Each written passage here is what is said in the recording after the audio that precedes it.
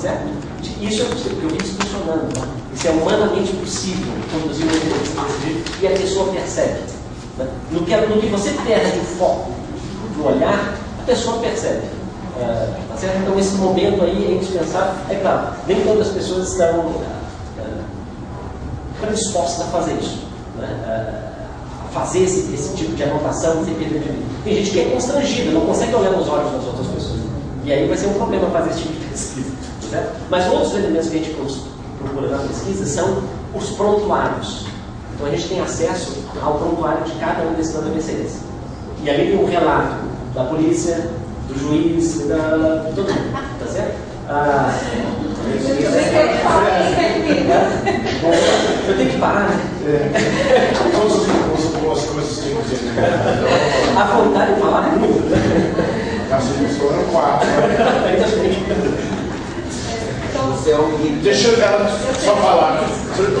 Só então rapidinho, eu tinha esquecido de mencionar o livro Ideologia do Pedro Mann, realmente que é uma tradução que tem duas versões no português, uma de 1950 e outra que saiu depois pela Zara, acho que década de 80. Na minha avaliação, a tradução de 1950 é melhor que a de 80, são traduções de tradutores diferentes. Mas que é uma obra fundamental, sim, para quem quer entender um pouco mais a sociologia do conhecimento do Mannheim. Então, realmente, tinha esquecido antes de comentar um livro importante, que seria interessante se a gente fizesse uma case dele, que está esgotado. Né? Mas, então, ainda algumas questões, porque eu tenho trabalhado, não foi só na minha tese de doutorado, mas depois também a gente teve uma pesquisa grande da UNB com estudantes, a gente fez tanto entrevistas narrativas como grupos de discussão.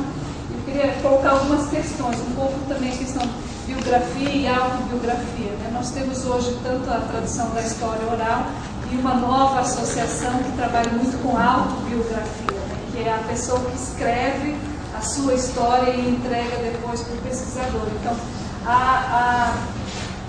hoje, acho que esses grupos, talvez que é importante Marilda, né, ter trazido, porque tem uma tradição também de trabalho com histórias de vida no Brasil já de bastante tempo, que é justamente esse grupo mais interdisciplinar da história oral e agora esse grupo mais recente da Associação de Pesquisa Autobiográfica, mas eu acho que são poucas pessoas da área de ciências sociais, né?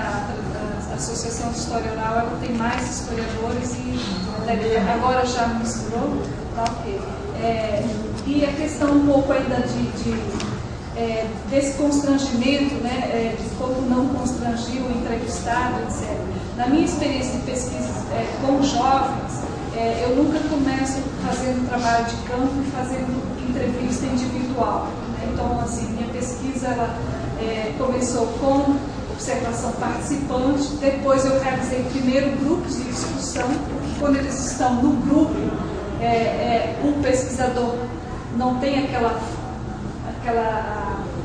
presença tão forte, né? Eles muitas vezes até esquecem que tem um entrevistador ali, né? E essa coisa de olhar olho a olho no jovem, principalmente no primeiro momento, pode ser constrangedor. Então, na minha experiência, eu trabalhei com grupos de discussão e as entrevistas narrativas com os mesmos jovens eu fiz posteriormente. Então, daí eles já me conheciam melhor, já havia uma experiência, assim, uma confiança, digamos, maior nessa entrevistadora ou nesse entrevistador. Né? Eu não, diferente do Emílio, eu não tomo nota enquanto eu estou entrevistando, porque eles ficam, na minha experiência, eles ficam muito desconfiados, querem curiosos em saber o que eu estou escrevendo, e aí eles também perdem o foco.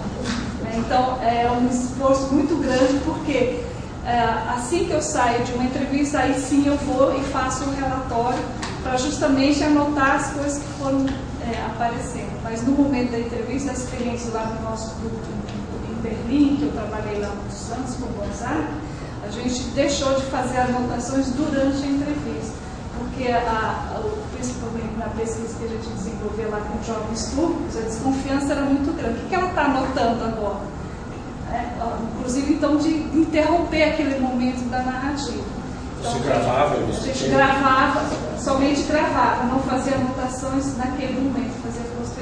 as minhas anotações é para eu fazer a pergunta na segunda fase. Mas aí então, para respeitar a ordem e os temas que eles são que trazem. Mas aí a gente, na nossa experiência lá, deixou de fazer isso para então a gente vai ter que deixar de.